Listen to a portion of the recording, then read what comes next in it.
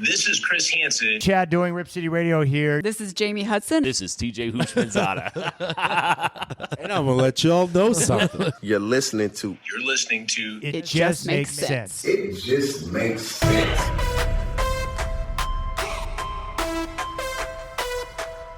We are sports. We are nostalgia. We are pop culture. And we're funny sometimes. I think overall we're just a good time. They thought we couldn't do it. But guess what? We're back. Podcasts are free, and we can do whatever the hell we want. Yeah. We never knew what we were doing in the first place. Yeah, that is a good point. Where do you think the Browns are going to end up? Best In the case scenario. WNBA. Oh, no. And you're just like, damn, why am I feeling this kind of way? You just can't water down that win as much as you try because it doesn't look good on you. Do you believe in that? You can't help but The deny it. only way they are going is up. Just rename these That's just you conferences. saying butt instead of ass. Doesn't matter that much. Well, but, like- guess what? I don't have thick skin, and that would make me cry. Peter and I fell hook, line, and sinker. We sure did. Gonna vomit. This season is just going to be a ton of electricity, a lot of fireworks. Eat your words. Eat your words, Peter. And tell Miguel he's a fucking pussy. If this is any indicator of how season 4 is gonna be, then we're on the right Best track. season yet.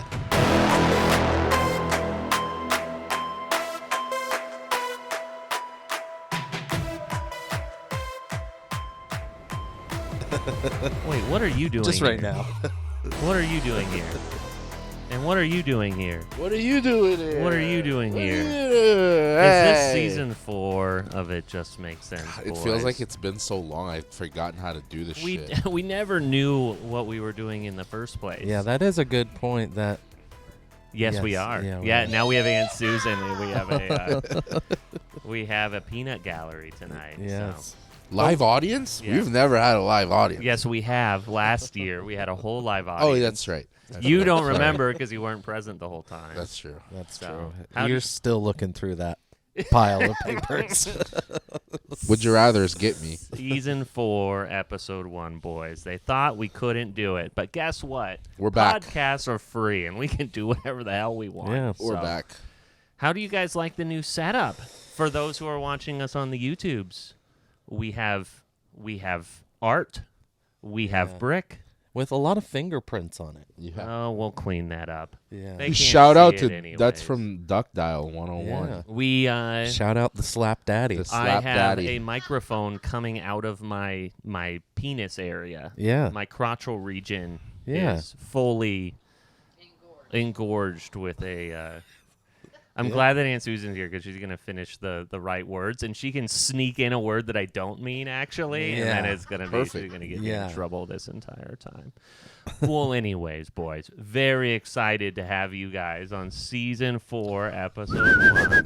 Just Look at us. Makes sense. Who would've We thought? Hey, this are- is big time though. Like these are signed photos from Duck Dial with Quiz, right? Yeah, we It's got Quiz and Josh Huff. We got the Ducks and the Beavs represented Yeah. in the new studio. And soon, hopefully, we have the Live flag going yeah, up we're from gonna, our we're gonna adventure warm our- there. Yeah, But I just noticed they're both number 1. how about that? And then I'm pretty sure the only thing in your shot is actually just a big old picture of Josh Huff's butt. So we Perfect. might have to readjust that a little bit. For those of you who are just watching us or listening to us for the first time, stumbled upon our 100+ episodes that we've had, we are sports sometimes, we are nostalgia, we are pop culture, Yeah. and we're funny sometimes. Yeah, I think overall we're just a good time. That's our number 1 goal is have a good time. And once you get past 30 episodes, then Peter's talking about the first 20 episodes. I'm pretty sure it's and I'm all sure of we'll the- talk about some of that stuff again this That's season. and I will totally forget. And it is, We talked about Free Willy it is- last time. I think that it is perfectly fine to rehash topics. I Yeah. think it is because, some people might miss the fact that, we just keep doing this. That's Stay why out we of moved to the I actually think we should break down Breaking Bad before we start anything else. I Yeah. swear, if there's any more Breaking Bad talk, I'm fucking walking out of here. What is Aunt Susan's thoughts on Breaking Bad? No, Don't- we got to don't, talk about a Susan. different Don't- topic. don't- I don't can't bring do it up. that. Don't do it. Well, we have a lot to catch up on. Well, number one, Aunt Susan is here. Which Yeah, is very welcome. Exciting. It's our Welcome, biggest Aunt Susan. P1 fan. Biggest Yes. P1. We'll get her- you- we'll we've get got you a some merch t-shirt. for you. We've got some merch. It's on the way. But we are done with our summer hiatus. We are back for the fall. Just in time for college football, Just baby. in time. And for NFL. And what have we been up to, boys? We've been doing a lot. We've got a lot been to busy. catch people up on. Number one, I think that we should congratulate Mr. Juan Magoo over here. Mr. I did it. I done did it. Juan Magoo proposed to his beautiful girlfriend, Ashley, over the Labor Day holiday. She's not And- my finance. And now he is an engaged man off the market, soon to be. Yeah. Sorry. Congratulations. Stores closed. 7-Eleven officially closed. Propose just so that you can have the bachelor party, right? Yeah. She's definitely watching. Yeah. And we'll get to Never talked about the bachelor party. never once. We'll get to Braxton's bachelor party soon, but I am curious. Just give us a little taste about how the proposal went down and all of that, because we did do the full breakdown when Braxton got engaged, and so I want to hear about it. I want to hear. Based on Braxton's story, it was very similar because you can go into it very cocky and think you're gonna be composed, and I've always been composed. I've never been nervous about anything in my life, but fuck, man, your knee hits the ground and motor skills disappears. Yeah, it's like everyone has a plan until they get punched in the mouth. Words were not coming out. I was sweating, and fortunately, there's not a video, and it's only photos. But And you I were- was full body shaking. And you were at a vineyard, right? Yeah, I don't know if I you had gotten said their that. help. There's a photographer doing incognito photos, but my knee hit the ground, and I couldn't. I think I said, like, marriage, I love you, Marriage. put the ring on. She was way more composed. She held it together.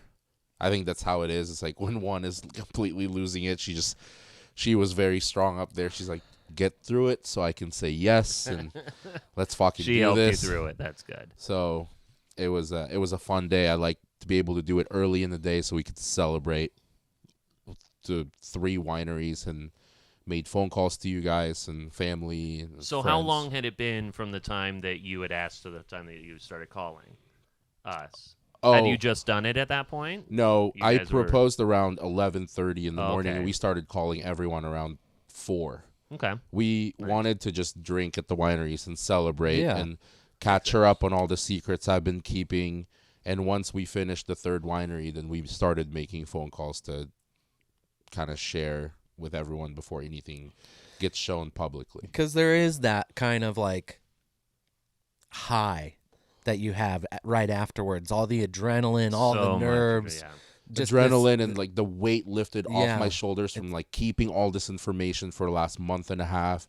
And it was so exciting to finally be able to share like how I've been sneaking around, going to jewelers and visits and, trying to cover myself with where I'm going and talking to her family and all this stuff. So it was fun to finally be able to share that. Yeah, and you did a great job on the ring. The ring is incredible. Very pretty. Very, very, very pretty. Sounds I like she did get a- agrees as well. She was pretty blown away. Yeah, I did get a baseline cheat sheet from what she likes, but I will take credit for like putting that together. And a lot of you guys were there with me, but yes, You should take credit. You did a Yeah, great I mean, job. I she thought- loved the ring. I thought that you showed a lot of reverence for the situation. You certainly didn't go in and just be like, "Oh, that one's cool. I'll get that." Like, I wanted it to feel like work. I wanted to do my due diligence and like make several visits and check out different things and do my research and all that before making a decision. And Susan's over here in the background moving full furniture at this point. I like how she just brought the whole bottle of cognac out. here. Yeah, no, the It's a scotch, party, yeah, baby. We'll be taking shots here a little bit. Oh so goodness. who knows? You can It's keep. Labor Day, right? It's a holiday. Where is Oh. that going? Okay. There was a TV back there. Yeah, not anymore. It's not fine. anymore. You're fine. Don't worry. The only TVs we need are actually hung up. So, Who would think having a singular audience member is harder than having an entire audience? we are also back from the Montanner Bachelor party. Hell yeah. What a fucking time. Hell You'll yeah, notice brother. The yeah, I do have this. You have the Montanner. What was that brewery? Say it on there. Tamarack. We crushed a couple of kegs from Tamarack. Crushed them. Well, first of all, I guess we should start from the beginning. We get there, and first day we get a call. Well, we take the train, I guess I should say. Yeah. The train ride was an experience. And we're getting on the train, and there's about 7-8 of us. And I go to one of the what was her name? Della. I go to one of the conductors or whatever, and I'm like, hey, here's the situation. It's my bachelor party. I've got 8 dudes. Is there any way you can help us get an area to ourselves so we're comfortable, we're not bothering other people? And she's like, it's your bachelor party? And I'm like, yeah. And she goes, we're gonna get fucked up tonight. Della was MVP. the party. MVP of the train ride for sure. Well, because we started off by being immediately confronted by one of the conductors on the train saying, oh, there's a BYOB situation, huh? Told us We're we like, couldn't drink our own beers. We did crack them pretty early, though. Yeah, that was my did, bad. yeah. That was my bad. I We was did excited. crack 'em pretty I was early. very excited. excited. Not And- on the train. Yeah, not yet. But so the train ride honestly could not have gone better. We had our 13 own hours with Della. We had our own area. She treated us like royalty. We were able to drink, and she even had a little bit. Yeah, we Hopefully Amtrak isn't listening. Yeah, we listening. fed Della.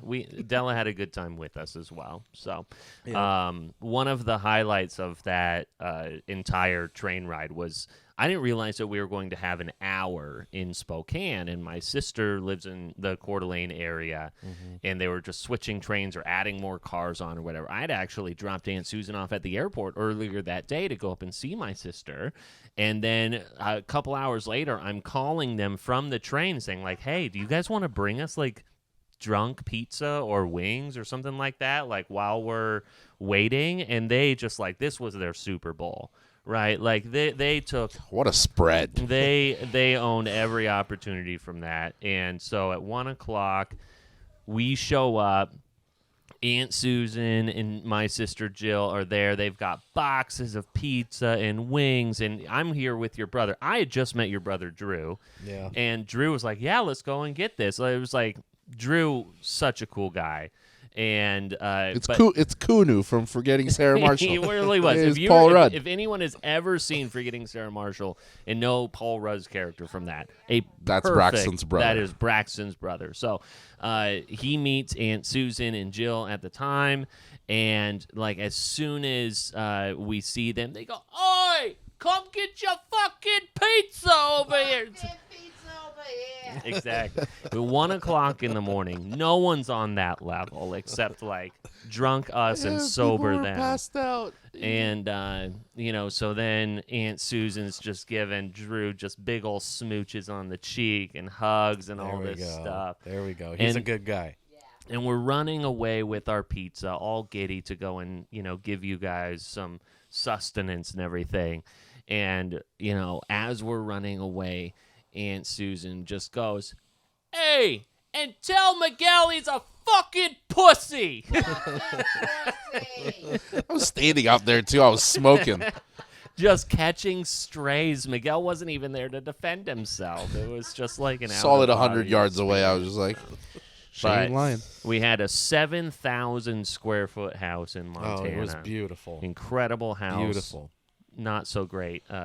Verbo host, but we'll leave that one alone. Yeah. We're good vibes here. Yeah, we won. That's all you need to know. We won. It was a But, great time. But yeah, it was wonderful, and bringing 14 grown men together from so many different parts of my life and so many different types of people in their lives, and for it to go as smoothly as it did was just such a blessing, honestly. How does it feel to know that your friends like us better than you? I'm okay with that. I'm okay with that. Amar just asked me to be his best man Yeah. for a wedding that he doesn't even have yet. So. Yes. And shout out to Peter too. Like Yeah, we were that's what well I was gonna fed. say. There- One of the we best. we had fucking meals prepped and snacks before meals and Yeah. snacks before fucking snacks. Like gourmet shit It was every great. night. It was absolutely great. I truly appreciate that Yeah, greatly. it was a lot of fun. I very much was a beneficiary of that food too. So And I will be honest, I was definitely one of the people who was getting annoyed with all the planning and questioning, but I would remind myself in the moment at the bachelor party, I'm going to be very thankful for this. So don't be so annoyed with Peter right now. you have the dad planning happening. So I rode your ass to make sure Yeah. that we were But But we it- had a fucking spreadsheet for these meals. Yeah. So I knew Sunday Asian food night. yeah. You Oh, were- it I was knew so Mexican good. food But night. no, to quickly go through it, we had a boat day that was wonderful. We dragged one of the kegs on the boat. Afterwards, we just were shouting random people's names, giving them keg stands. yeah. It was wonderful. We had a night in the town where I Great almost bar. fell asleep, but rallied. Mm-hmm. And it was an incredible bar, Great Northern. Shout out that bar. Shout out Great Northern. That place was like literally the perfect bar for this situation. It was I like could not have asked for a better 20 spot. whiskey Cokes was like a $50 tab. Yeah. I don't know Yeah, what it was kind of cheap fucking drinks, place. It was- live it- music. Probably one of my Neon favorite bars signs. I've ever been to in my life. Absolutely. It Good was food. like if you were to like draft it in a movie, right, when you're thinking about like I need just like the most Ultimate hole in the wall hole in the dive wall, bar. stereotypical dive Yeah. bar in Montana, and this is Yes. the spot. And then I thought Braxton was he was talking with the band, and I thought, Braxton, obviously, for those who, have listened to us before, has been like auditioned for American Idol and all this other stuff. And so I thought Braxton was like trying to rally and get onto the stage and be like, all right, let me sing like Tennessee Whiskey or something like that. And instead the guy goes, hey, Tanner Bachelor Party, you guys got to go. I was done. I was, He was done. ready to go home. And I thought we I were was turning done. up and we were shutting it all down. No, and there's a little part of me that regrets that, but I think it was best for everybody because we did Because have it the was boat we day next day. did. Boat day was something. It was wonderful. It was one of these moment where you don't know what you're going to get into. Obviously, a little bit when we had the keg. Yeah. Right, but then to link up with these career wives on their let's not. They're MILFs. they were MILFs. Okay, They were yeah. gilfs. Yeah, Yeah, They were I mean, gilfs. some of them were. It was like 40 to 60-year-old women that were That- partying and. I mean, there was one woman Animal. who was 40, and then it was like 70, 65, 65. She was like, I have a son that's 35 years old. And Yeah. these women were like taking shots. Like Yeah. they were taking shots, smoking weed. Like they were partying. Lee Animal was doing pull-ups on the Yeah. Wake Forest on the Wake Forest bar, the wakeboarding bar too. So they were good. Braxton, it was funny because we had this pontoon boat, and we were in this area because we saw these other boats, and like these people came up close to us, and I was like, let's get closer. And then you would push the pontoon boat away from them because you're like, we're not going to link up with these people. And then finally, I just wore you down. You did. And I think I had enough of the keg that I was exactly. willing. There was But not, it was so fun. I remember very clearly I had gotten on one of their boats, and they had the wakeboard bar that you were talking about.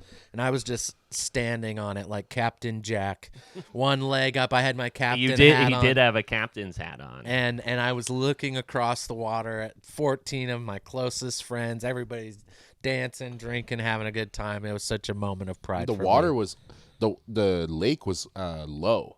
Yeah. So when you're sitting like out up in to the your water, belly it was button. like up to your little bit above your waist, and it felt awesome. Like it wasn't super sunny, but the water felt really good. The water felt Like, I was in warm the water because we the were whole- just pissing Yeah, the whole time. I was leaking like a truck the entire time. I How was do you just think I got pissing. this? I fell out yeah, of the Peter boat. fell out of the boat. But honestly, boat day was so fun. The keg stands afterward. Upside down. They lifted Yeah, me. we got- I did a keg It was stand. more like yeah. a keg angle, Yeah, hey, but it. I mean, it the happened. fact that people were able to hold yeah, on to we me is made it fucking happen. impressive. Yeah. We made it happen. So an incredible time. And I'm so excited for a few weeks from now when you and Jara tie the knot. Yes. It's going to be very exciting. We're going to do a live episode from your wedding. I don't think we should forget that we did lose a part of our group on the ATV day. Yes. You should. ATV day was something. Meth heads are real people. Yeah, so we happened upon on the side of this mountain in Montana, like just. And that's not an exaggeration. We are thousands of feet in elevation. Yeah. Just amongst climbing uphill the whole one. time. This is bear country. We're like on the edge of Glacier National Park. Like this is the quite literally middle of nowhere and about 6,000 feet up in the air. Yeah. And so then there are these what would we call these people? Transients, homeless, meth heads, however you want. No. Let's be real. When you get to that part of the fucking country, these aren't people that were camping. They live there. They cook meth there. And we had 3 cars. The car that Braxton was in had an Indian guy and a Filipino guy. So he decides to ask these fucking people for directions. Amar and I are looking at each other going, we should just get lost and your not white stop ass here. privilege right there. These fucks were not saying any words. That definitely was. I was not thinking of anybody else in my car at that moment. Like, this dude's going to pull a handgun, shoot us, shank like, us. hey, And take our side-by-side. You guys, did you see my friends come through here? And Yeah. I remember the guy was asking. He was just staring. He didn't say Did anything. he even say a word? No. He just shook his drove head. off? He just shook his head, and his friend answered. Okay. Yeah. So someone actually said words to you. Yes, Barely. And then I quickly realized I was like, we should not be here. Yeah. Well, we'll move on. No. That's your number one No sign. teeth. Yeah. No teeth. No teeth. It was fucking But scary. yeah, so we lost a few people because they thought, you know what? We think we can loop this. And the guy said at the very beginning, you cannot loop around this mountain. They get lost. And we end up because we lost these people, some of our group end up at the Deer Lick Saloon, which is what I'm wearing with my burnt orange T-shirt. It is a picture of a deer on the back is a deer licking the butt of another deer. Yeah. Deer lick. Exactly. But just say we ass. everybody When you say everybody butt, it makes me cringe. got we found everybody. Everybody got back Did find safe. everybody.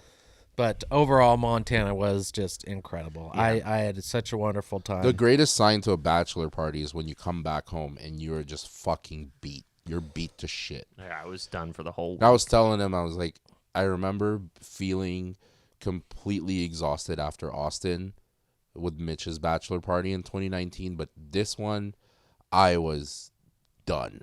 I don't think I smoked these for a week. I got COVID. Yeah, I I didn't know we were going to bring up the COVID thing. These two got COVID. Yeah. And none of us. And then, My first time. The sign of a good bachelor party is if you come back with some kind of infection. And Yeah. you came back with COVID. Thankfully, it wasn't. I was an thinking STD. maybe. Yeah. I was thinking maybe a staph infection for me, but that didn't happen. Yeah. So the last. No, go ahead. Oh.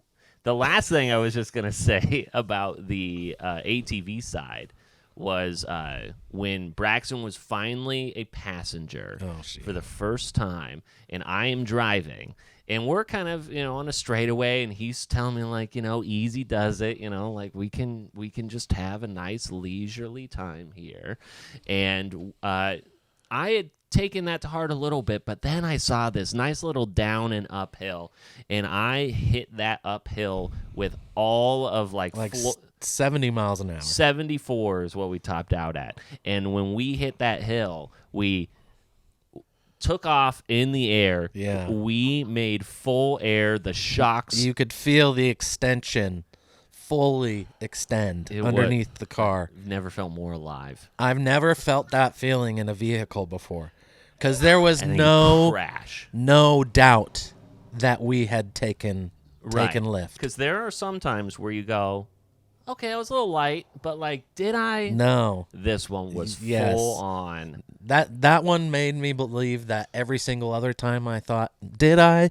No way you did. No this was real flight. But yeah, it was an incredible time. I really enjoyed it. And I'm glad everybody else did too. Yeah, I think everyone is looking forward to meeting up with all the degenerates again in 3 weeks and drinking and partying together. Yep, Yeah. the wedding's going to be fun. I know. It is a brilliant feat that you had 14 people and none of us, and we all walk away loving each other more. Yeah, No fists were thrown. perfect. So, Yeah, man, yeah, love. especially with as much alcohol that was drank. There was a lot. All the kegs. All the kegs. All the kegs. Life update for me. I got a new dog. I got a new puppy dog. His Little name is Bo. So we lost Hank last November, as all of you know, and we have ourselves a new puppy dog. We'll introduce him at some point. Dude, but who would have fucking thought we started this podcast? We're going through life events through this podcast. I know huh? people are interested I in our mean, lives. They're interested. that's in why No, we I'm do saying it. like how long the podcast has been running. Yeah. Yeah. Like life events are happening through this shit. Like I never thought we would be doing it this long. Yeah, I know. I often think about at what point in my children's life will I be like, yeah, I used to do this thing. You want to listen?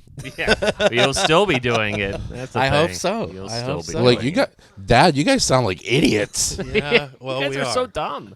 Why'd you do that? Oh, you picked the Bills? You're a Browns fan? Dope. That is kind of what is going on in the world. There is one thing I want to tell you that happened to me Please. yesterday. I participated in a barbecue competition, Yes. not like a professional or regulated. But you were one. cooking at home. Yes, to take it to the event. And it was at Jera's family's annual cornhole tournament, where they usually do a what is it called? Seafood boil. Oh yeah, there it is. Look at that thing. There it is. Look at that thing. It's beautiful. It's glistening. My God. So It's it was fuck moist, yeah, it was moist as fuck. I was able to shred it with a spoon. Wow, with the spoon. Yes, but yes, spoon for verification there for our YouTube. yes, but yeah, I cooked a whole bunch of food and I won. My jalapeno poppers won. The poppers one? Yeah. That's no shock. Those poppers are Those fucking poppers great. are so good. Yeah. You sent a picture of those like yesterday or the day before, and I was like, are you trying to make me horny? Yep. Yeah. We get to have those on Saturday, right? Yep. Football day, baby. Yep. That's football day. Just Football eating day. meats and watching football. Yeah. What could be better? Yeah. How about football, boys?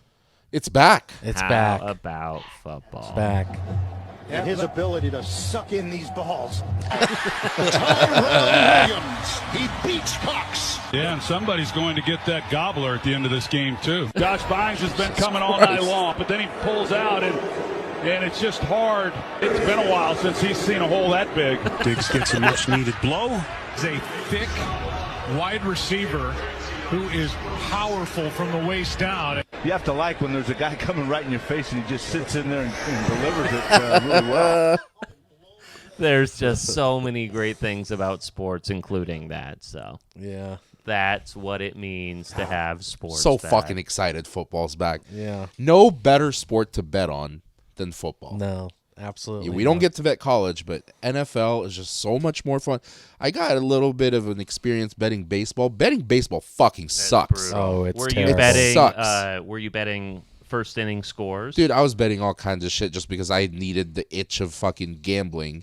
And it's like first running or runs on the first inning, bases total bases scored, home run parlays, fucking money line. Like it all sucks. Yeah, I just don't It like all it. fucking it like takes it. forever.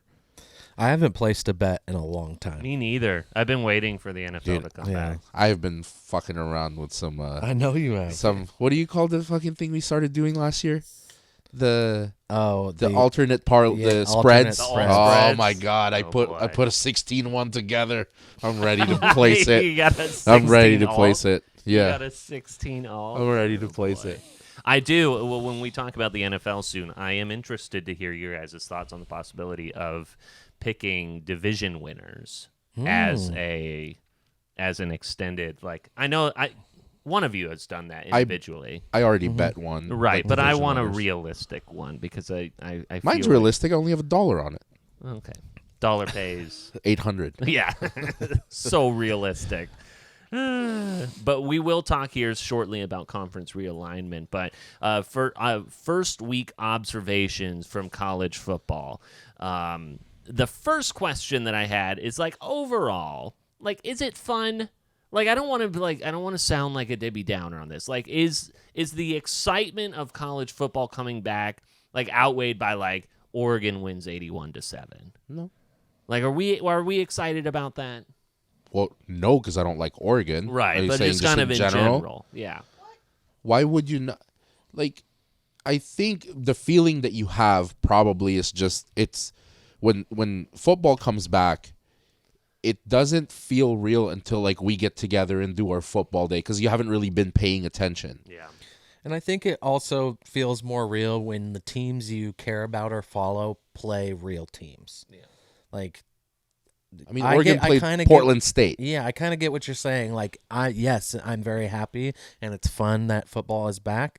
But, like, that game specifically, I didn't watch the second half. Yeah, You know what I mean, I just kind of think, like, okay, do we treat that as a preseason? Because kind of.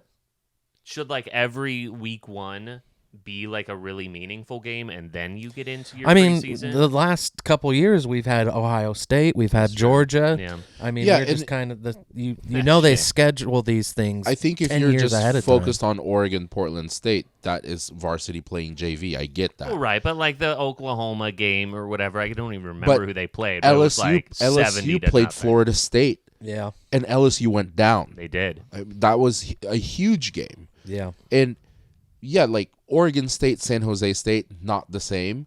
But if you are following a team, if you're focused on one team and it's like you're heavily invested in them, you get to pick out certain things from a game where like, okay, they're playing the freshman team, but fuck, our O-line looks good. Like, I think our receivers are great. It's really an opportunity for you to go and watch your team and go, they're just who I thought they were going to be. Yeah, they're back, baby. Yeah, they're back. And especially for the Pac-12, this is obviously the last year the Pac-12 will probably exist. And it's also probably the most competitive and talented the Pac-12 has been in 30-plus years. Yeah, it's something that I sent you guys. I wanted to make sure that I didn't lose out on. There was a stat. So Oregon State was the last team on Sunday to win for the Pac-12.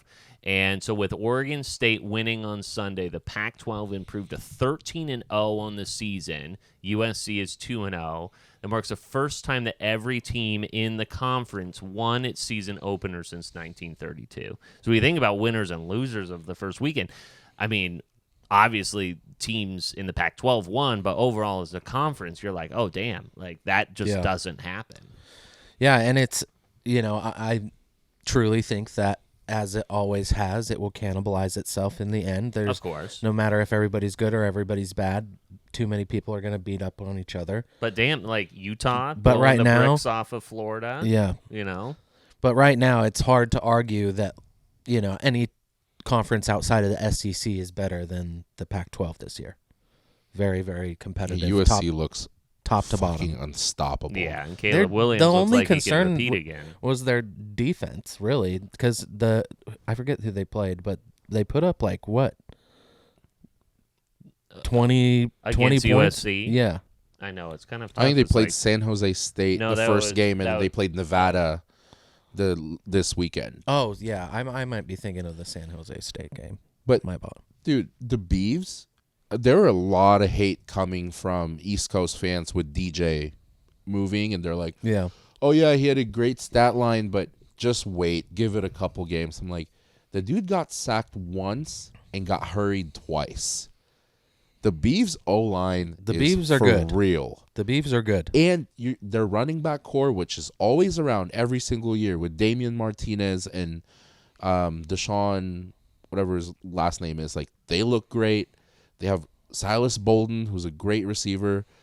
I think they're fucking for real. Honestly, across the board, almost all of these strong teams, which in the Pac-12 it's like 6 to 8 teams that are really strong, all of them have the same weakness, and it's defense. Mm-hmm. These games are going to be like 58-50. You know what I mean? This season is just going to be a ton of electricity, a lot of fireworks on the offense, and then the defenses, I think, are going to be kind of marginal. There's something about scheduling that NCAA did too that I find weird, but not in a bad way. Like next weekend, USC's playing Stanford. There's some conference games that are happening really early. A couple of teams opened up with conference games this year. And yesterday, the fact that number 5 LSU played a ranked Florida State, and obviously we didn't have a podcast, but I was saying like Florida State is a sleeper, and that game was tied going into halftime, and then Florida State just fucking murdered them. And there goes LSU, like LSU, number 5 LSU. That's a powerhouse football team. Their season is dead. I mean, one would assume, yeah. Yeah, unless they win the SEC. Yeah. And what are the fucking chances? You think Alabama? I think LSU has a better chance than Alabama this year. I don't know. Alabama. Whenever you go through a season where Alabama doesn't win, you have to watch out for them the following season. Yeah. They don't go back-to-back bad seasons. They never do. Not in the years that they've won national championships, they're not ranked. Usually, they're not ranked top 4. Yeah, they're always At the strong beginning coming of the back if season. they didn't finish high. Georgia is fucking scary, as always. Yeah. I mean, it's crazy because you have like LSU goes, oh, like college football playoff or bust, and then they lose this first game. They're like, oh, we might be 9-3. Yeah. We might just be 9-3. Yeah. And it's like you're just teetering so quickly on it, and it kind of goes back and forth to the how do you schedule these types of games? Yeah. And I know, again, like you said, that these are planned well in advance, but when these are planned well in advance, you know more or less if Florida State is aiming to be very competitive, whether or not they are. I think the biggest winner of the weekend, though, is Colorado. Absolutely, and Colorado. Deion Sanders. That, as some of us on this podcast have doubted. He backed up all of the shit he's been saying. It's pretty wild. Yeah.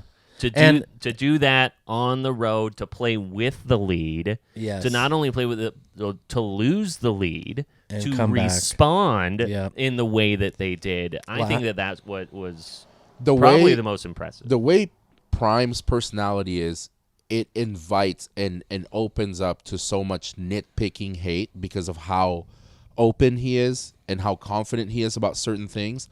And everything that was coming their way was like, okay, you won. You had a good record at HBCU. Your son's not really going to be able to play big-time D1 football. You have TCU who then, again, even after the win, people will find negative shit like, oh, whatever, TCU lost Quentin Johnston, their top receiver, and Max Duggan, whatever. Who gives a fuck? Yeah. They played in the national championship last year. Yeah. Yes, people lose players, teams lose players, but they played in the national championship last year. They did get murdered, but they made it in the top 2. You're also talking about turning around a team who has never seen these kinds of numbers, who have not seen these kinds of numbers since Cordell Stewart in the fucking late 90s. 57 new players on that team. Like From last year to this year, Colorado, if you want to talk about TCU having to turn over from the national championship, Colorado went 1 in whatever last year and brought on 57 new players on their roster. There has never been a turnaround like that in college football history.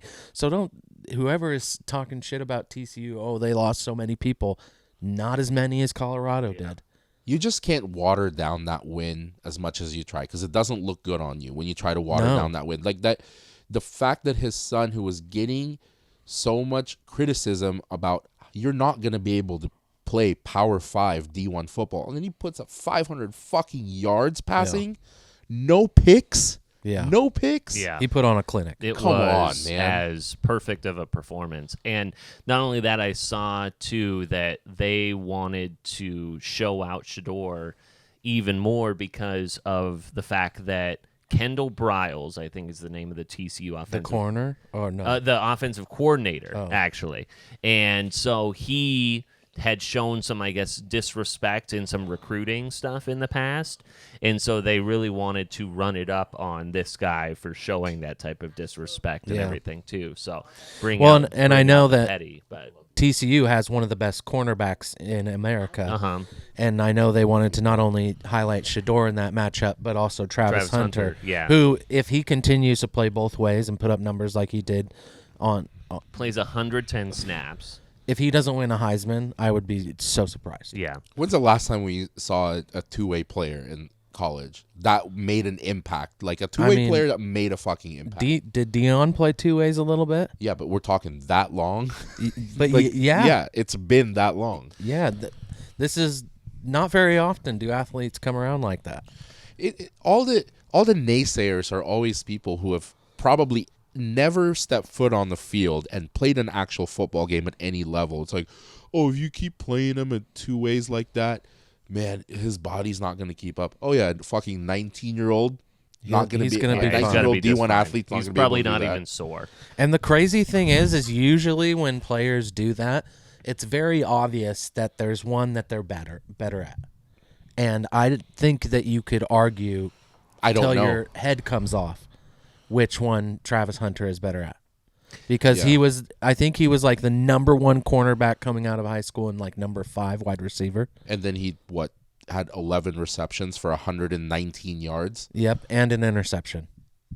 Yeah. Oh, he had a pick, too. I forgot about that. Yeah. I'm playing his ass both ways all fucking season, I tell you what. I want to play you guys something from Prime after the game here. And this was great. I want to get your thoughts. Just eat your words. Eat your words, Peter. What's up, boss? You believe that? You hold on. He's talking to you, Pete. Oh, no. Do you believe in that? Huh? Oh, no. I read through that bull junk you wrote down. I read through that. I love the bull junk. That. Yeah. Oh, no. Come on. Do you believe? You don't believe. You just answered it. You don't believe. Next question. I love him.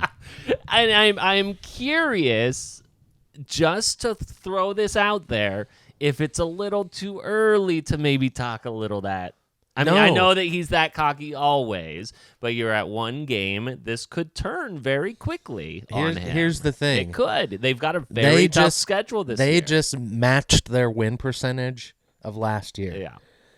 Game 1 against, again, a team that was in a national championship last year, broke records.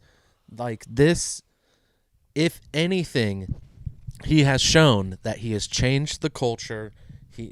The decisions that he made in the offseason were the correct ones.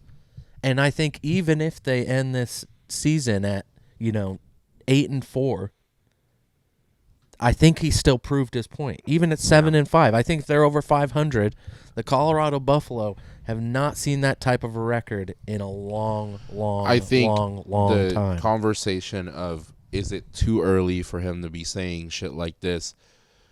It's just, no matter what he accomplishes, there's always going to be someone. If they finish 12-0, there's someone that's going to be saying, why is Colorado allowed to do certain things? Mm-hmm. If they win one, they're like, oh, he's going to eat his fucking words. The thing is, he's going to be who he is no matter fucking what their record is and what they do. It's just going to be easier to criticize them if they don't do well. Yeah. And he's going to make People are waiting for him to fail. People are waiting for him to fail. So people, no matter how successful they are, because honestly, anything above a win is successful to me.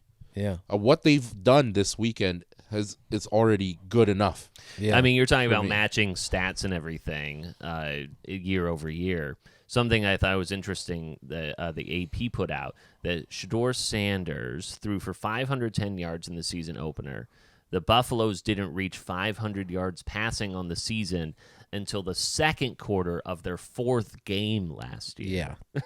So I think no matter how you look at it, it's improvement. Yeah. And I think one of the coolest things about this moment is that he has been telling his players who have been hearing doubts and shit that, hey, if you just do it my way, believe in what I'm telling you, all throughout the summer, all throughout the grind, that we will succeed. What a perfect segue. And to get that win and to like say, "Hey, I told you so," kind of. You can't help but buy in. Yeah, you can't help but buy in. The only way they are going is up. This is a perfect segue to that. This was pregame Coach Prime against TCU, and you got to know, like, ahead of time, TCU didn't stand a chance. Usually God give me a word long before this, but he's been holding it. Because it's not about them. This is about us. This has nothing to do with the team that's opposing us. This is about us. This ain't got nothing to do with the naysayers, the unbelievers, the haters, the doubters. This is about us. When we started this journey, we told you it was going to be trying, it was going to be tough, but you endured because it's about us. That man next to you is a miracle. That man next to you is a believer. That man next to you is a go-getter. That man next to you is a dog. That man next to you is somebody who wants this thing. That man next to you is somebody who believes. That man next to you is somebody that got to have it today. We ain't got tomorrow. We got now. We ain't got next. We got now. We ain't coming no more.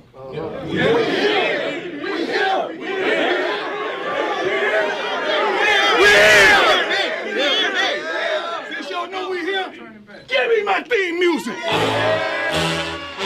Can you fucking imagine being in that locker room? Full body chills. Yeah, right I mean, like, I got goosebumps. The guy does it to me every You run time. through a wall for that. Peter, don't act like you've been. No, don't. No, I'm not It saying. does it to me every time. No, but I mean, like, he did that, like, during the spring game, and you're just like, damn, why am I feeling this kind of way? So, will this you guy's got a admit- Hollywood script, like, on dial, even, like, just in a normal game. All I want to hear It's Al you say Pacino. is you were wrong about Prime. I'm not going to say that yet. See, he's not a believer. You're not a I'm believer. not yet. I want to see it. I God. want to see it maybe a few more weeks. Yeah. But again, you know, you're talking about like the expectation of a season. Like when we were going through this, and this was like towards the end of last season, we were talking about Prime and possibly where the schedule goes. We were like, wow, they could be 3-9. Yeah. But like a game like that flips it all around. The doesn't thing it? that's different, and we have addressed this so many times, the thing that's different with the pros and college is you can have the Al Pacino on any given Sunday type of speech or this. This doesn't necessarily work in the pros because you're working with guys who are fucking divas, who are at the top of their game. This works so fucking well in college. Because what he's promoting inside that locker room is us against the world. Yep. And you have these Underdog. kids running through the wall for you. Yep. They play Oklahoma, they'll be in that fucking game. They play Alabama, they'll be in that fucking game because he has all these new kids, and some of them have never stepped foot in a D1 game ever. And to put up that kind of performance, let's not water that down. That's not TCU being bad. TCU is fucking good. Yeah. TCU only lost a couple players. They're not as good as they were them. last year, but they are still a good team. And I think this year they're going to beat some big name schools. I saw a clip recently of Travis Hunter was reacting to Dan Lanning saying, "What has Colorado won? Who cares if they're going to the Big 12? What has Colorado won?" Right, and that was at Pac-12 Media Day, right? Yeah. And you know he comes out of it and he goes, "He's right. We haven't proven anything. We're the underdogs." And college, remember this. This was Georgia after they won the championship game. It's like, oh, everyone had us going 5-7. Yeah, we're the underdogs. Like Kirby Smart convinced the reigning national champions that they were the underdogs. So like these guys love the opportunity to play with that chip. Yeah. Also, somebody said that Deion Sanders was rocking a full hoodie and sweatpants in a 97-degree weather and not a drop of fucking sweat. That guy's not normal. He is not human. Talk about being composed. Yeah, that guy was not sweating in that Texas weather. That is fucking... Yeah. And So you good don't for him. believe. I think kind of just before the clip that you played in that post-game interview, he was talking about kind of objectively about his quarterback and how many yards and all his stats and how well he did, and he said, and he happens to be my son, and I'm very, very proud. And that was a very touching moment to like, because I mean, not very many people as nepotistic as football can be and giving favor to your kids, not very often can you grow something like this and put your son in this position and for him to perform well. It's something that I criticized initially on his opening press conference. Yeah. And I was like, is that the right mentality to come in and say, my son is a quarterback without actually like proving anything in that moment? And, you know, but didn't he say after that, it's like, if you're going to question nepotism with anyone, I wouldn't necessarily like criticize Deion Sanders because the guy's so fucking competitive and he cares about winning so much. He's like, my son is the quarterback, but he's still going to have to earn it. Because if someone showed up better, then that guy would have been playing. Shedeur Sanders starting tells me that he was better. Because he wouldn't have played him if he wasn't better than anyone else there. Yeah. But he proved it in the first fucking game. I think you're a lot more logical than some of the other media members out there. This guy. Sports media This people. guy. No longer am I, so, you know, I can't have that. That's just a mask. This is as called long as you're Howard. doing this podcast. I am a sports media member. The one thing that I'm so disappointed about the Colorado TCU game is what it took away from this beefcake of a human being, a person that I did not even know existed, but someone that we, as a big man certified podcast, need to appreciate. 455-pound TCU lineman Brione Ramsey-Brooks, a.k.a. That's a big boy. Big Bubba 6'5". Big Bubba. Big fella. I love to talk right behind 5 bills, 6'5", 6'5". My goodness. That is a big human being. And he doesn't start. He doesn't start. He doesn't start. You know what's wild is that I was looking up Big Bubba over here. When he was recruited to TCU, his Rivals account has him listed at 380. But now he's 455? He probably grew. Yeah, by No. 75 pounds.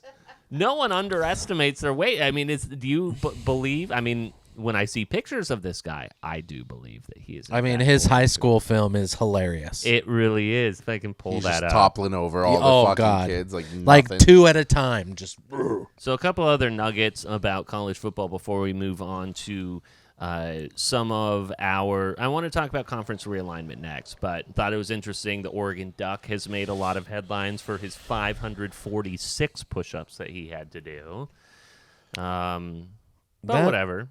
But whatever. I could do You do 546. Does Oregon Whatever. play USC in the regular season? Yes. Yeah. I'm going. We're going. I know, yeah. You want to go? You want to come, pussy? No.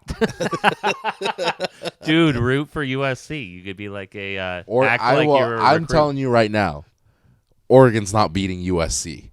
Put money Oregon on it. is not beating Put USC. money on it. 2-1. No, just straight up. Just do Oh, it. 81-7, and then you're asking for fucking odds? Okay. Name the amount. They're not beating USC. Well, no let's- fucking chance. Hey, how about this? The spread, either way. So let's bet the spread. I'll take Oregon. Yeah. You take USC. Done. How much? No odds. Fuck the odds. You want 81-7. Listen. Tell me how much. USC is gonna trample Oregon. Caleb Williams. So you're betting that they're going to win by more than 14? No, we're betting the spread. We don't know the fucking spread. Okay, but you're saying they're going to trample them.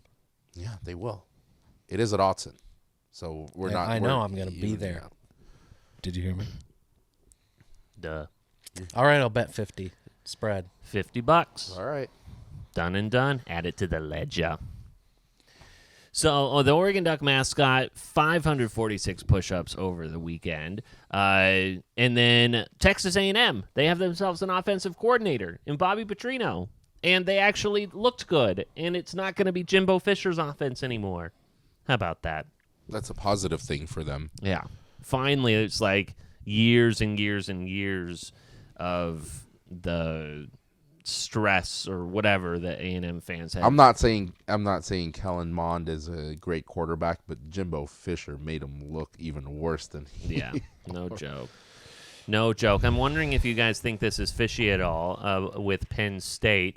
Penn State, which was up 31-15 with 6 seconds to go. In the game? In the game, are at the goal line, and they decide to punch it in. Donaldson. Second and goal. Beulah looking for the end zone. He's in. Touchdown, Penn State. How much time? There was 9 seconds or like 10 seconds ago. Nothing they wrong punched with it in. that. To What make else are you it. supposed to do? So what ends up happening there is that pushed the total over 48.5, and it covered the spread for Penn State. And I'm just kind of curious if you guys think there's any funny business there. I don't Who think cares? we're at the point in society and the sports world where we are questioning spreads and anything gambling related anymore. I mean, they're straight up, like, play-by-play announcers are straight up saying it. Hey, this is over 48.5. This, like, the sports gambling is a part of it now. I mean, it's not legal in all states. But I think to his point that the players and the coaches and everybody involved with the team is supposed to be completely disconnected from that. You know, it's against all the rules for them to bet or do anything. But I think it's a little bit stupid to think that they're not aware of it. Yeah, but how is that any different than giving Isaiah Pacheco the ball because someone has him in fantasy? You know, like, you're not doing it on purpose, but you're aware of what's happening, and it's not a do or die for you to do it or not. Yeah. Maybe there was maybe a big donor had some money on it and wanted to really make sure that. I think also in college football, scoring points matters. When you're able to say you beat a West Virginia team who came into the season looking strong by 20 plus points, that's better for you when it comes down to voting. Right, especially for a Penn State that is jockeying for. Exactly. Because people don't see it. Why did all Oregon of these put up games. 81? Yeah. For that reason. Picture we're doing the 20th episode of season 4, and we're going, who's going to be in the top 12? Who's going to be in the top 8? Well, Penn State won 38-15. That looks a hell of a lot better than 31-15. I remember when Oregon beat New Mexico like 70 or 73-0. And it was like national headlines. They're like, "Oh my God, this has never been like this." And now it's like 81-7. No one's blinking. She went to New Seasons. I hope she brought out a whole bag. I hope there's a head of cabbage in there. Okay, so before we move on to the NFL and the preview there, I want to get you guys' thoughts on conference realignment. Obviously, a lot has happened since we have been away. Yeah. Oregon and Washington, they I guess essentially defect, retreat, or whatever in the 11th hour to the Big Ten as Arizona State are going to the Big 12 and all those things. And now what you're looking at is a lot of conferences that are looking more like national conferences, like an AFC or an NFC versus a regional matchup. And I'm curious your guys' thoughts on who wins here. And do you like what has happened? I think the timing of it is appropriate because I think that when we got to a 12-team playoff, that conferences were going to matter less, and winning your conference and things of that nature were going to lose value and lose weight when we got to that 12-team because you could still be a second-place team in your conference and get to the playoff very easily. So I think that this, I think if we've already accepted that, then why not make this evolution? Am I sad a little bit to lose the Pac-10, Pac-12? I am. Regionality of things. Yes. Yeah. And having, I think, now some of these rivalries that we've had are going to mean a little bit less because now playing Washington every year isn't going to be as important as playing Ohio State, as playing Michigan. You get what I'm saying? Mm-hmm. So I think that is going to be a little hard to adjust to initially. But I think it's going to be fun because I think, especially for us, I think we've always talked about, wouldn't it be cool to see Oregon play at the Big House or at the Horseshoe or at Beaver Stadium or, and having the opportunity to maybe even go to these games or watch these games, I think it's going to be cool. I think ultimately the sadness comes from where you live.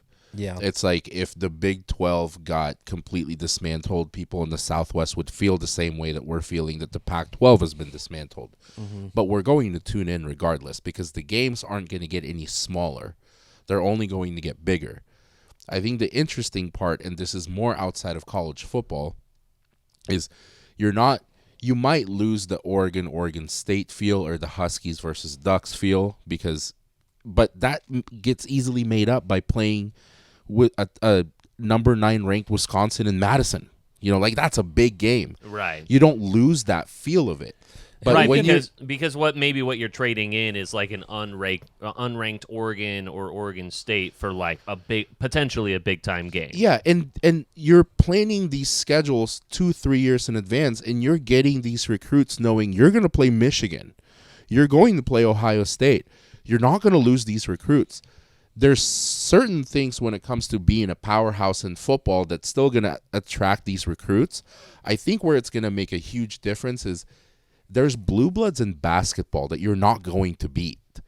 And now when you have Stanford or Cal playing North Carolina in Chapel Hill in basketball, good luck. That's a 50-point spread. Yeah, you're going to get murdered. There's a lot of attention on football, but yeah, basketball is... It's going to be different. But I think something to consider is if you are able to beat these teams in either basketball or football... It's big time. I think this, puts you on a much better trajectory long term rather than beating some of the big schools in the Pac-12, because people could kind of wave that off and be like, oh, that's the Pac-12.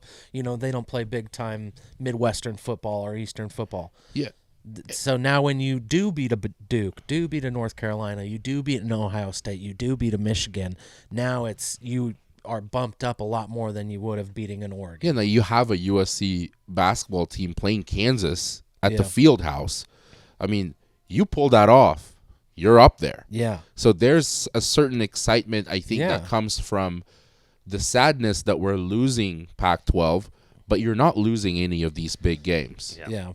I understand the concept behind turning these conferences into national entities where you're stretching across the Eastern, Central, and Pacific time zone, to a certain extent, the Mountain time zone. But, where you're able to say, we are on, the Big Ten is on from 9 a.m.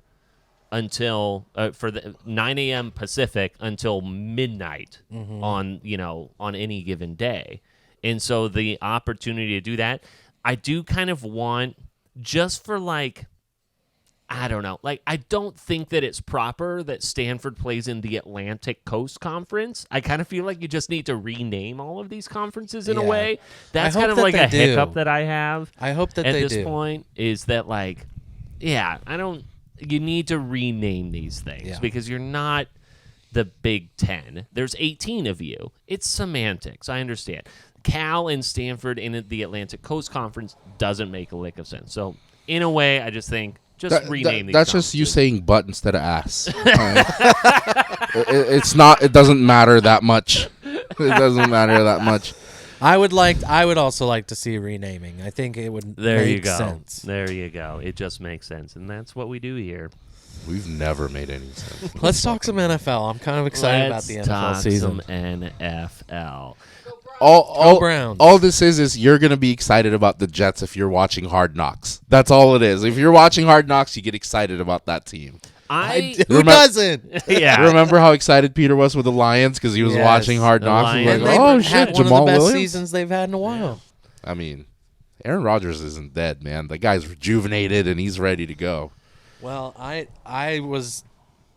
we had the bet last year, obviously, that I thought they were going to be under 500 or something. No, we have a current $20 bet that you said they won't make the playoffs, and I said they will make the playoffs. Yes, yes. Okay. I meant last year, like last season. Oh. Yeah. Sorry.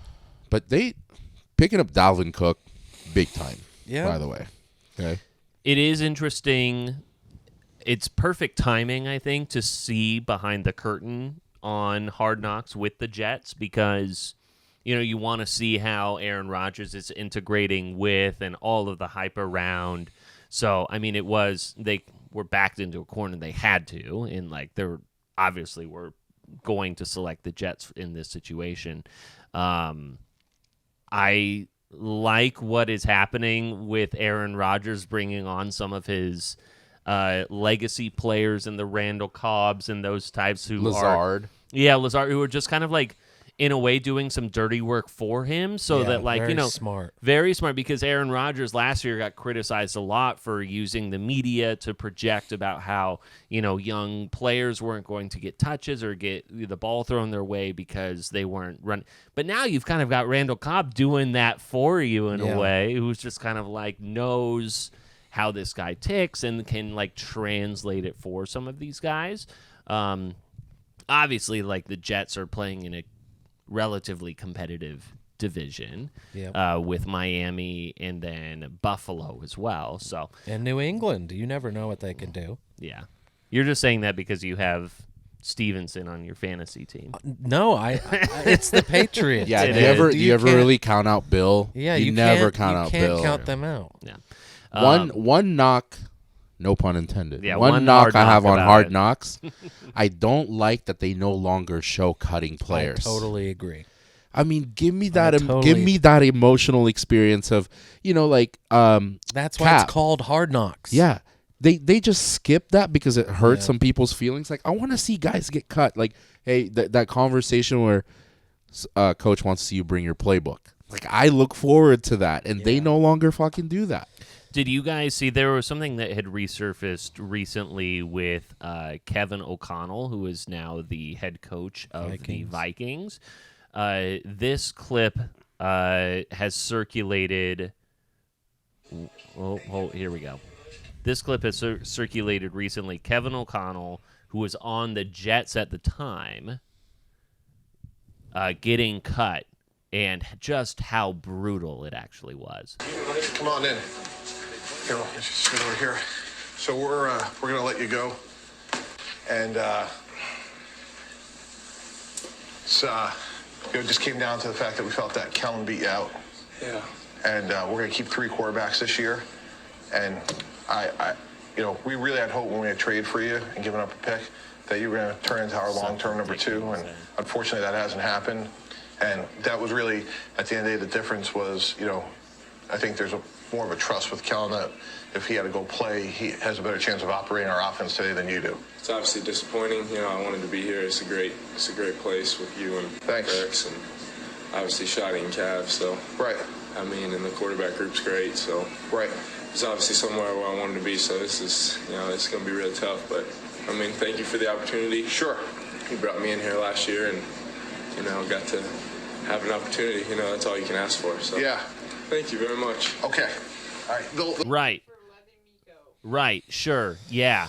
I mean, like, such a ruthless thing. It was like tough business. When we gave up a first-round pick and traded for you, we hoped that you could come through, but you didn't. But you did it. Such an asshole thing to say, but I guess that's his right to say that. And he's a fucking head coach, so these things aren't like these meetings and these conversations aren't the worst thing in the world, because if you are truly mentally tough, you could push through it and become.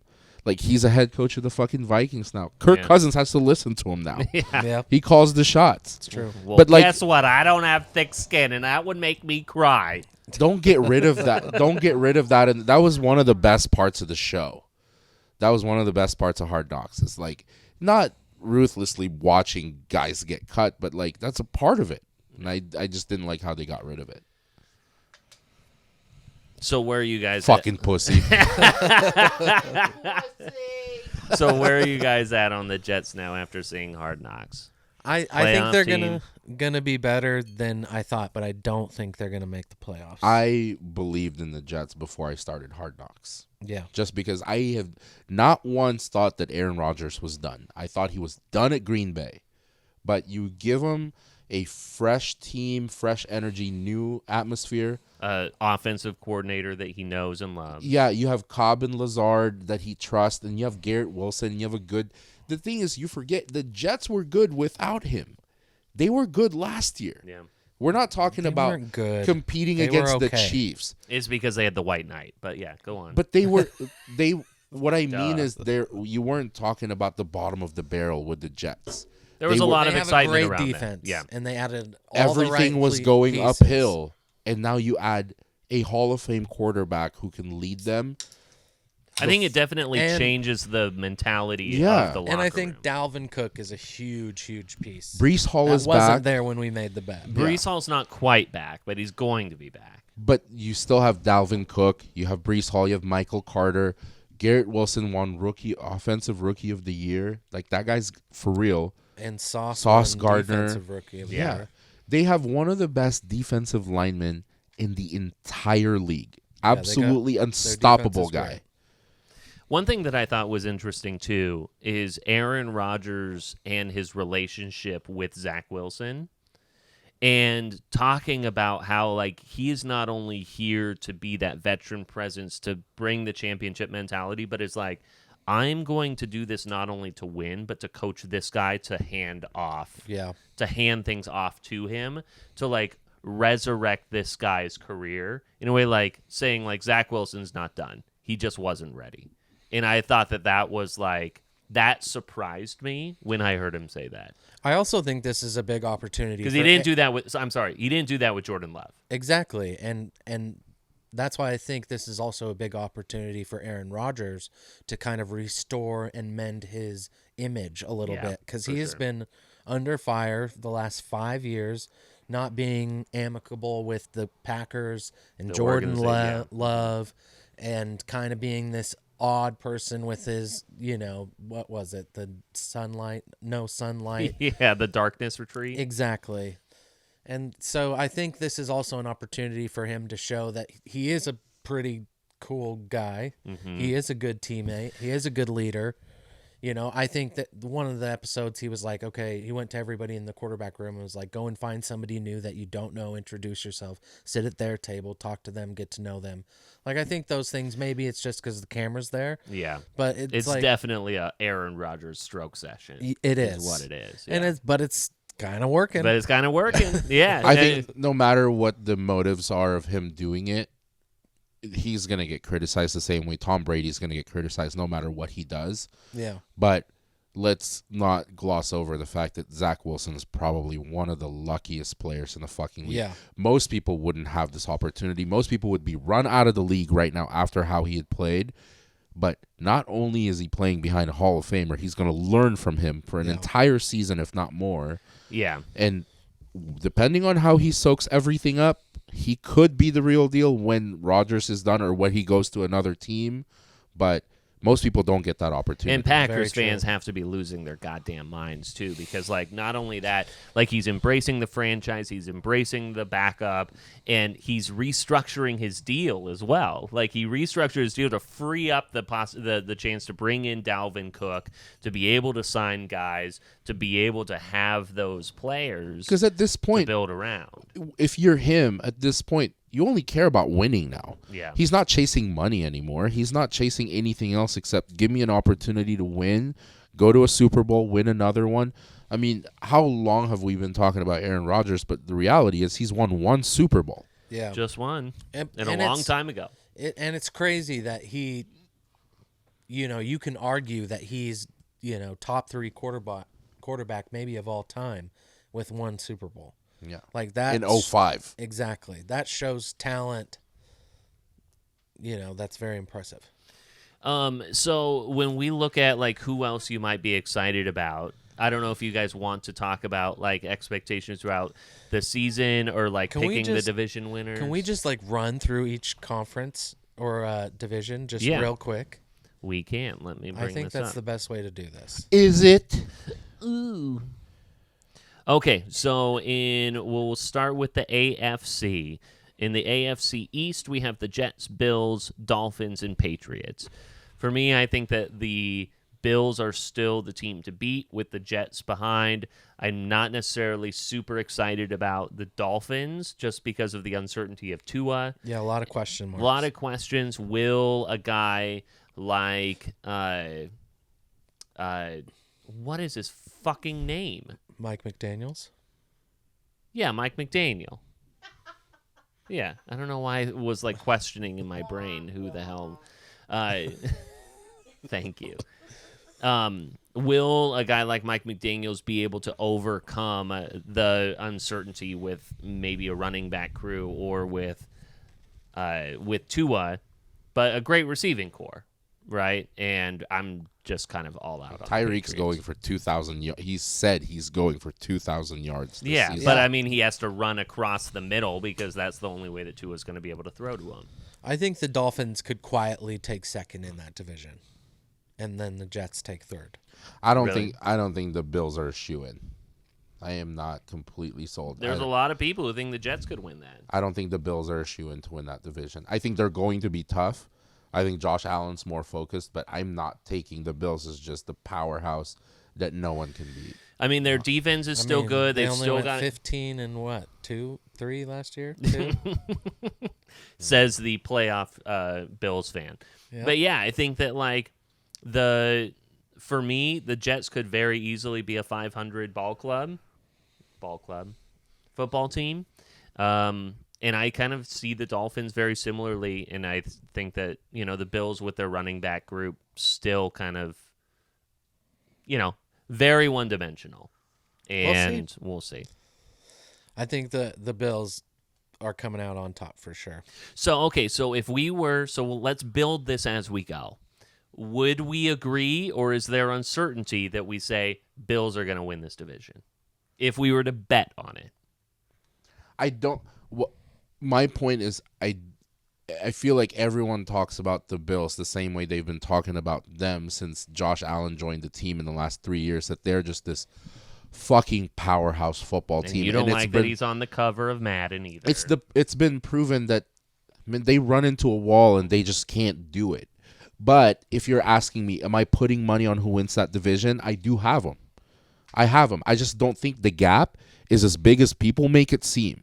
I think they edge Miami and win that division this season. But it's not Miami. Yeah. I just don't think the gap is as big as people make it seem. I don't think they run away with it. I do think they win the division, though. I agree. I think that they'll win it pretty handily, just because I think the other 3 teams will kind of beat up on each other. But yeah, I think the Bills for sure. Okay. What's next? AFC North with the Bengals, Ravens, Steelers, and Browns. I do think that it's top heavy with the Bengals and Ravens, with the Steelers being okay and the Browns being under 500. Well, you're wrong. Wrong. I do agree that the Bengals and the Ravens will probably lead the division. I think the Ravens will probably have the better year, in my opinion, just because I think that they're, with Lamar having been paid and some of the additions that they've made on offense, I think they're always pretty good on defense. That's kind of the Raven way. I think the Ravens edge it out, but it's going to be close up top between those two. Yeah, it's definitely between the two of them, but I'm a big Joe Burrow believer. Yeah. I'm a little concerned with this injury. That you saw that video of it happening, and nobody's talked about it since. Well, the thing with if we're talking about the 2 top heavy teams in the AFC North, you're only concerned with the 2 quarterbacks that could ruin that entire record or injuries. Yeah. Technically, Lamar's injury will always be worse than what Burrow's going through. Like Lamar goes down, he's done. He's done for. But the calf season. strain, Burrow can come back from that. And the thing with Burrow is he shows you, since his rookie year, he is getting significantly better every season in a scary way. And Bengals defense will always be up there. And then we're also talking about Jamar Chase and Boyd and Higgins and that receiving core. Is Boyd still there? Mm-hmm. Mm-hmm. Yeah. And Mixon in the running behind. Like, so. I can't bet against Cincinnati. Yeah, I mean their window is still there. They have their core people there. Okay, for betting purposes, I'm willing to go with the Bengals on with that. the Bengals. Okay. But yeah, I think for pod's sake, I'm taking the Ravens. Do you want to do? I would put a 20 against if you want to do Bengals versus Ravens to win the division. But again, I know that I think there's a lot more to go. You've got the Browns as well, so Yeah. you're not. Where do you think the Browns are going to end up if we're at that point? I think then? best In the case scenario, WNBA. Relegated. I think best case scenario is second in the NFC North or AFC North, and then I think third is the worst that we could go. I think the Steelers. You're out on the Steelers. I'm out on the Steelers for sure. George Pickens, man, that's a little But somebody's got to throw him the ball, and the guy don't throwing him the believer in ball Kenny is Pickett? wearing a glove, so I don't trust him. Andrew Luck wore a glove. We'll see. I was not. And he retired early. I know that Deshaun did not have a full season, but from what he did play in last season, I was underwhelmed. I tell you what, it's not like it matters to me what the Browns end up doing. People are gonna hate how good Deshaun Watson's gonna be this season. Yeah. And I think Dude, you forget he was an MVP front runner before he did all the stupid shit. He's gonna be so good for the fucking Browns. Amari Cooper is gonna be so good. Especially with they're gonna hate it. Imagine the fire and the energy of all the media and all the shit that he did, and having all that time off, and now to have this whole off season, the energy that he's gonna have, and like the motive, I think. Like he's going to have an incredible season. Don't forget that the Browns have an above-average defense in the league. Amari Cooper is not anywhere close to being on the downhill part of his career. And Elijah Moore. Don't forget Nick Chubb is back there. Yes. That team, they're going to be good. It's just going to drive people crazy because Deshaun Watson has painted himself in this persona that people don't like because of all the stupid shit that he fucking did. He did it to himself. They're gonna be good. I thought it was funny when he posted recently on his social medias. It was like, "Oh, celebrating my 8th anniversary with my girl." Like, you have a girlfriend? Like, I thought that we weren't doing this whole thing because we had a girlfriend. I think for his own sake, he should stay away off of social media. Yeah, and just play delete football. It. Just delete But it. yeah, I think he's going to play well, and I think the Browns are going to do well. Okay, so we have the AFC South. I'm going to say the teams, and then I'm going to say 1, 2, 3, and we'll say the team that's going to win the division. Okay. So we have the Texans, the Titans, the Colts, and the Jags. Who's going to win the Jags. division? 1, 2, 3. Jags. Yeah. Okay. So next. Next. All right. AFC West, we have the Chiefs, Broncos, Chargers, and the Raiders. Chiefs. And that one is probably the Chiefs. I do think that the Chargers are going to get better and probably make the playoffs, but the Chiefs will win the division. Yes, I agree with that. I think that the Broncos, I am thinking that the Broncos will be better than they were last year. But with like Javonte Williams coming back, and then you have Sean Payton, who is, with Russell Wilson. I mean, he's the biggest piece. He is the one who's driving every bit of this. Russ has lost weight. Apparently, he's, You got Jerry Jeudy, Cortland Sutton. You've got a good team. And, I don't think that the stuff that Nathaniel Hackett allowed last year when it came to all that, all the shenanigans that happened, we won't see any of that. We just will not see any of that. Raiders are just too unpredictable because you don't know who's leading them. But you'd be hard pressed to go against Kansas City. Yeah. No, Yeah. They haven't. It's gonna be the same team, and still with the mind of Andy Reid. You can't bet against them. The Chargers, no matter how you feel against them, the Chargers are the same fucking team. They're the same exact team. The biggest addition for the Chargers is their wide receiver 3. And they possibly have one of the best rookies playing for their team. How do you think that Kellen Moore is going to do with Justin Herbert? I think incredible. So that's where I think there will be an improvement. I just don't see it as big as other people do. But you have Keenan Allen and you have Mike Williams.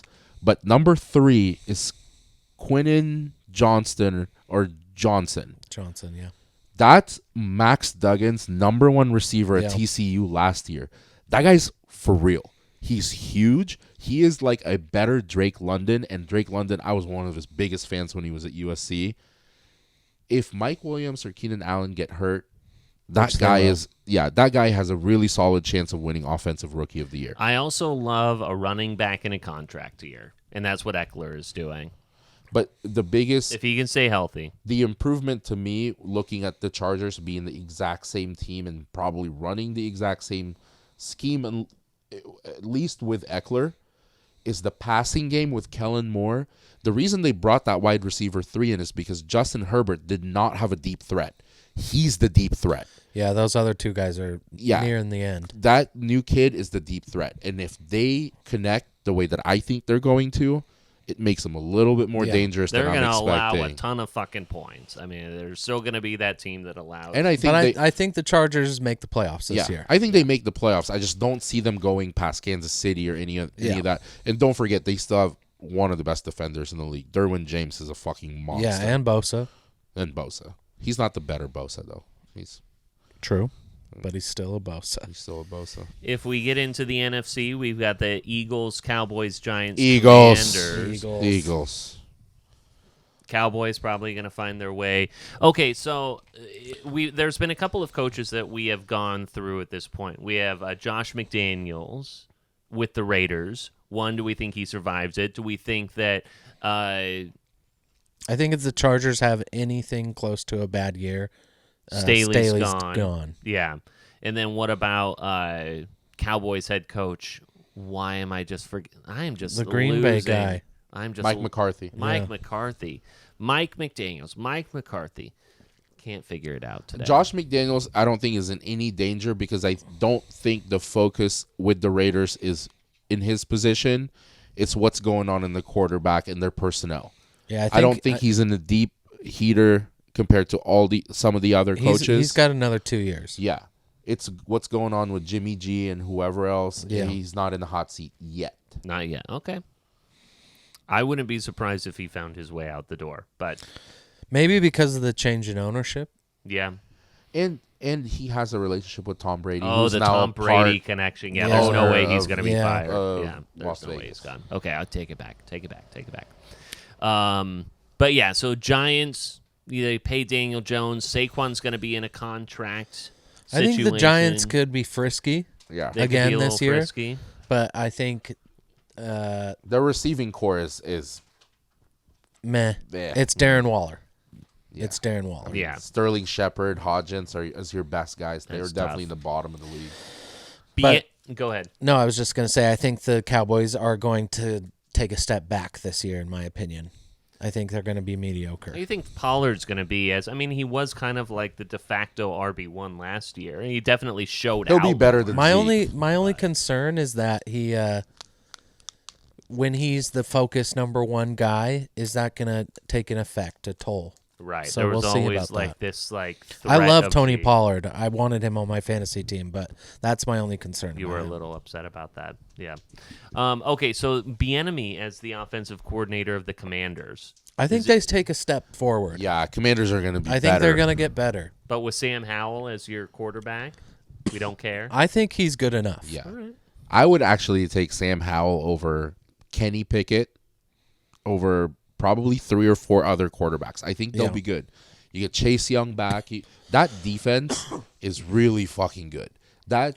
I would say that defense is not that far away from that, and this is kind of bold to say, but that Tampa Bay Super Bowl with fucking, was it 2000? With the John Vince Gruden years? Like, no, before him. We're talking like Warren Sapp was on there, and Derek Brooks. That defense, Commanders' defense is solid. Yeah. I think you just That's high praise, for sure.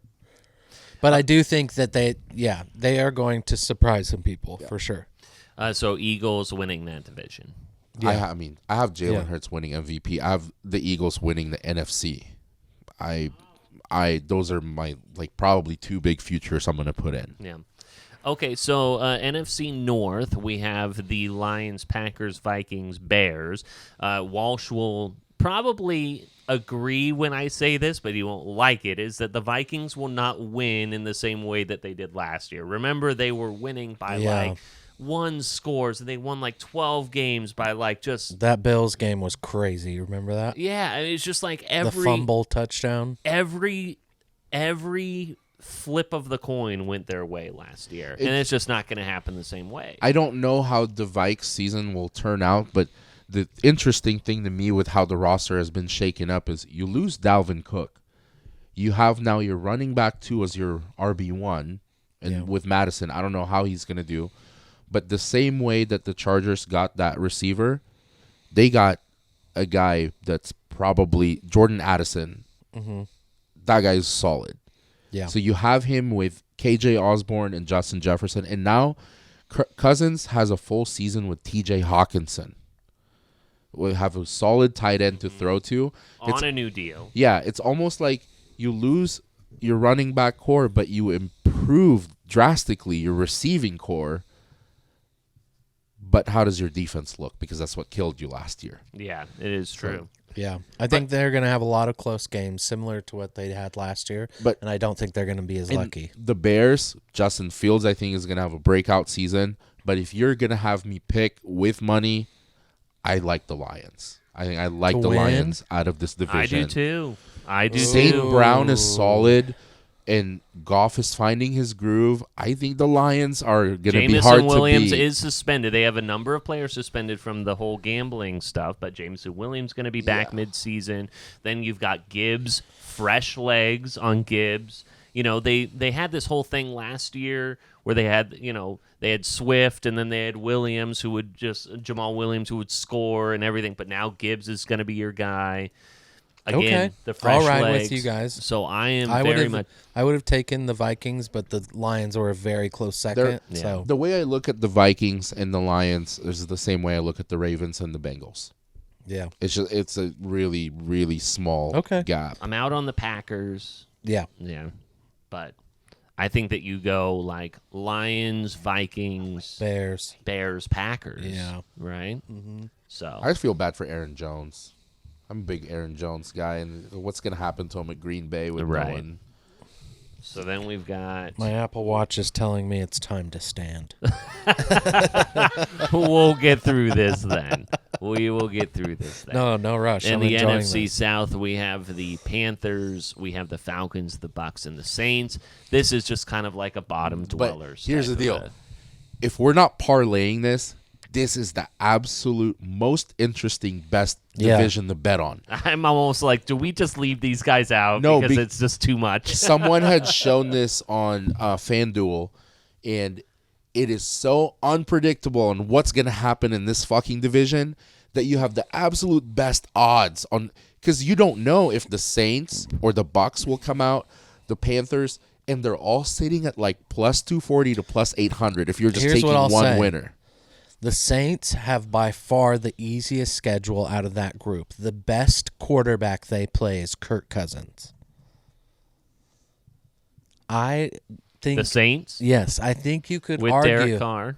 They could win that division. That makes sense because they are the favorites. They're like a plus 240 or something like that last I checked.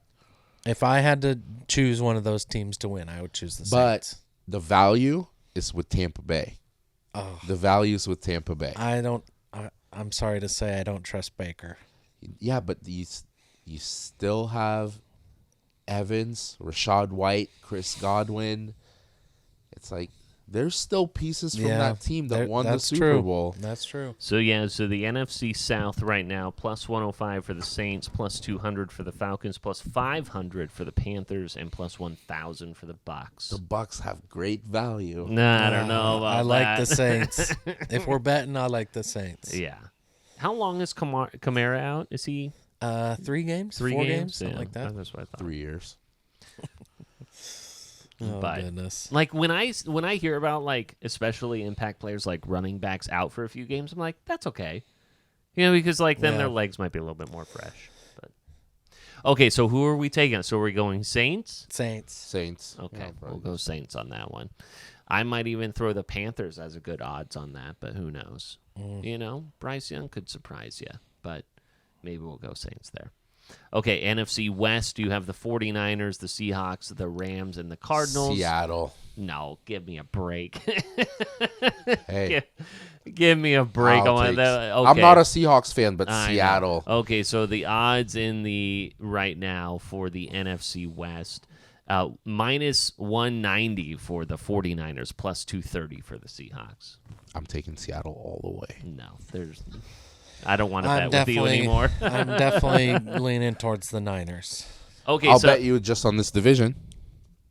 Just like a 20 to win the division. Yeah, I'll take Seattle. Sounds good. Yeah. I mean, like you get rid of Brock Purdy, and then Chris McCaffrey goes down. It's a whole new world. Then what happens to the Niners? Darnold. What happens to the Debo. Niners if Kittle goes down, who's injury prone? I mean, injury is always going to be a part of it, but you have Geno. You have possibly another wide receiver that can win Rookie of the Year in Smith and Jigba from Ohio State. Yeah. DK, Lockett, and then you forget the cornerback that they had who could have won Defensive Rookie of the Year, and Tariq Woolen. Their defense is really fucking good. Kenneth Walker is in the backfield along with a new fresh running back. Seattle is not going to be an easy laydown for San Francisco to just run through that division. I do agree with you in the sense that Seattle is going to be a good team. They're going to kind of regain that status of a team that you can't look over, which they kind of held that over the last couple years. Obviously, they had that resurgence with Geno last year, but still, they've kind of been overlooked. So I think that those times are over. Seattle is a serious team, but I think San Francisco has proved time in and time out that. So we just went through the entire division, right? We did. Yeah, we did. That's so the last one. That $1 bet to win the division, that sounds unrealistic to you to win $825. Here are the winners: Buffalo, Jacksonville, Baltimore, Kansas City, Philly, Vikes, Saints, Seahawks. So we were only off like on 2. Yeah, those are the division winners for $1 to pay $8.25. Okay, so I'm building it right now on DraftKings, and if we have, are we saying the 49ers or are we saying This is my bet, so whatever we agreed on, it would be I would 49ers, just jump on the Niners. Okay, so if it were the Niners on this one, we'd be looking at plus 18,000. Yeah, mine's at plus 82,000. So $1 pays 182. If this is a future bet, $10 pays we can afford to have $1,800. more money on this. We're going to do $5 each on this. $5 each. So if we put in, why don't we do $10 each? Why don't we do 5? See what Why don't that we do is. 5? Why don't we do 30? What? Okay, so $15 pays $27.35. Let's get to $5,000. Let's just do 20 each. It's a future bet. So if we're What's at 10 each? So 10 each would be at $54.71. All right, let's do 10. Okay. 10. So 10 each. 10 each gets us at $5,471. Do you have it in there now? Do you have? I mean, I have it built out. I haven't placed the bet. But do you have money in your DraftKings? Probably, yeah. Place it. Place it Let's at see. 30. Log in. Don't be a pussy. Yeah, dude, you're a fucking pussy. I did cash out a while ago. Let me see. I've never cashed out on DraftKings. I'll win it or lose it. Yeah, let's do 10 each. Let's do 30 on that if it wins over 5,000. If we look at NFL Week 1 schedule, I will rattle off some of the most notable games. Browns beat the Bengals. Browns and Bengals. Browns at home. The next time we record, would Week 1 of the NFL have already commenced? We'll go. Yeah, we're going to go Tuesday next week. Okay. Tuesday next week? So we'll have Yeah. Week 1 already. Yeah, then we've got... Well, the biggest game is Monday night. It's Jets-Bills, right? Jets-Bills will be pretty Which, big. if I had to put a lock of the week, it would be Bills minus 2.5. Isn't it New York Jets? Mm-hmm. Yeah, it's at New York. Bills minus 2.5. Lock of the week. That's a bold lock, brother. Lock of the week. Bills Giants, minus 2.5. Cowboys. Yeah, there's a on lot Sunday of good Night games. Football. What are you guys doing on Cindy? Yeah, let's hang out. Let's sit right here. We've got the TVs. We'll figure that out. Yeah. Let's do something. I so guess we were excited. having football day the day before, so we're Yeah, we might probably not- going to be all home. And we might be all hanging out at Jimmy's tomorrow night. Yeah. Who knows? I'm excited. Week 1, baby. It's going to be fun. Yeah. It's going to be a lot of fun. And season 4 is going to be fun. Yeah, you know Very what's soon. fun? This This is a is lot so of much fun. fun. If this is any indicator of how season 4 is going to be, then we're on the right Best track. season yet. I mean, Look at us. Duck Dial, shout out. Give us some more free photos, Slap you piece daddy. of shit. Who would have thought? All right. Are we doing it? I think so for the first time in season 4. Clear eyes. Full hearts! Can't lose.